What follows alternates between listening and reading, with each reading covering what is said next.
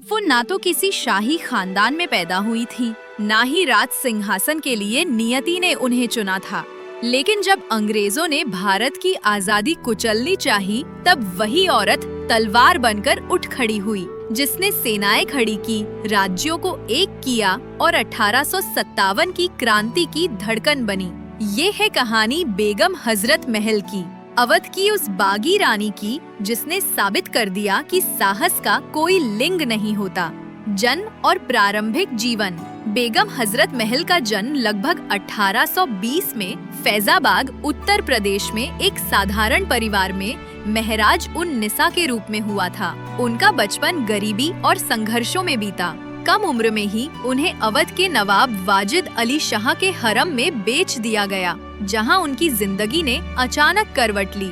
उनकी बुद्धिमत्ता, स्वाभिमान और साहस से प्रभावित होकर नवाब ने उन्हें अपनी बेगम बना लिया और उन्हें नया नाम दिया हजरत महल। ये नाम उनके व्यक्तित्व की गरिमा और सम्मान का प्रतीक था। सत्ता तक का सफर। 1856 में जब ब्रिटिश ईस्ट इंडिया कंपनी ने डॉक्ट्रिन ऑफ लैप्स के तहत अवध को अपने अधिकार में ले लिया और नवाब वाजिद अली शाह को कोलकाता निर्वासित कर दिया, तो सत्ता का पूरा बोझ अचानक हजरत महल के कंधों पर आ गया। लेकिन उन्होंने हार नहीं मानी।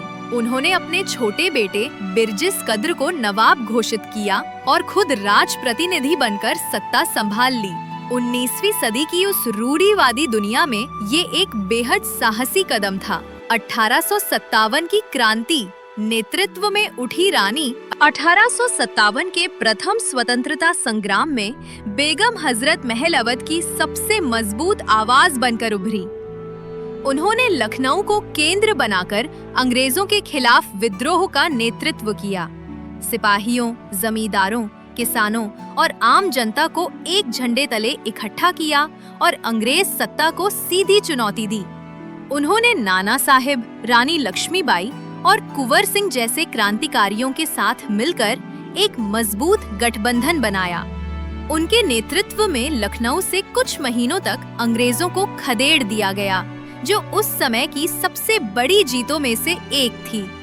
विचार और लक्ष्य। बेगम हजरत महल सिर्फ तलवारबाज नहीं थीं, बल्कि एक दूरदर्शी विचारक भी थीं। उन्होंने अंग्रेजों की नीतियों की कड़ी आलोचना की, खासकर भारतीय संस्कृति को मिटाने और संसाधनों की लूट के प्रयासों की। उन्होंने भारतीय परंपराओं, धार्मिक मूल्यों और शिक्षा प्रणाली की रक्षा के लिए आवाज उठाई और जनता से विदेशी शासन के खिलाफ एकजुट होने का आह्वान किया। लखनऊ का पतन उनकी रणनीति और वीरता के बावजूद 1858 तक ब्रिटिश सेनाओं ने पलटवार कर दिया। लखनऊ फिर से अंग्रेजों के नियंत्रण में चला गया और बेगम हजरत महल को पीछे हटना पड़ा। लेकिन उन्होंने आत्मसमर्पण नहीं किया। वो कई महीनों तक गुरिल्ला युद्ध करती रहीं और अंततः नेपाल चली गईं, जहां उन्होंने अपने अंतिम वर्ष निर्वासन में बिताए। अंतिम दिन और मृत्यु 1879 में काठमांडू, नेपाल में बेगम हजरत महल का निधन हो गया।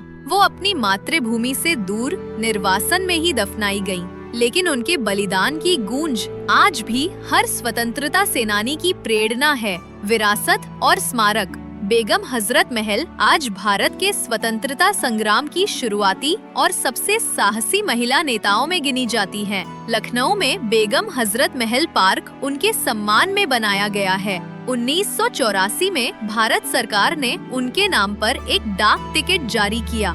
देश भर में कई सड़कें, विद्यालय और संस्थान उनके नाम से जाने जाते हैं, उनकी अमर गाथा के प्रतीक के रूप में। बेगम हजरत महल की कहानी हमें सिखाती है, आजादी दी नहीं जाती, उसे हासिल करना पड़ता है। और कभी कभी क्रांति की सबसे तेज आवाज एक औरत के दिल से निकलती है।